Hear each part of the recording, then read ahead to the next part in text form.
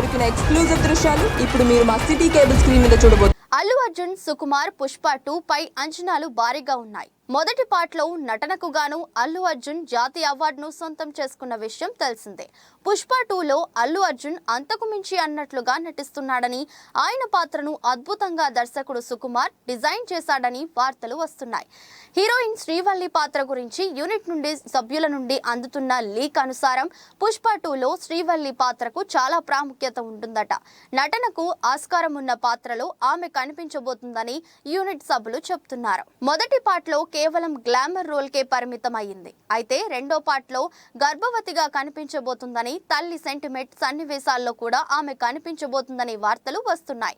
మొత్తానికి శ్రీవల్లిని మొదటి పార్ట్లో పోల్చితే అంతకు మించి అన్నట్లుగా ఉండబోతుందట. యానిమల్ సినిమాలో రష్మిక మందన్న పాత్రకు మించి మంచి మార్కులు దక్కాయి. ఆ సినిమాలో రష్మిక నటన విమర్శకుల ప్రశంసలు దక్కించుకుంది.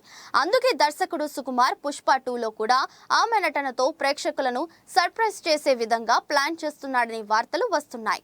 రష్మిక మందన్న ఈ మధ్య కాలంలో వరుసగా పాన్ ఇండియా ప్రాజెక్టులతో బిజీ అవుతుంది. పుష్ప 2తో మరింతగా స్టార్డమ్ దక్కించుకోవడం ఖాయం. పుష్ప 2 సూపర్ హిట్ అయితే రష్మిక తన పారితోషికంను భారీగా పెంచే అవకాశాలు ఉన్నాయి.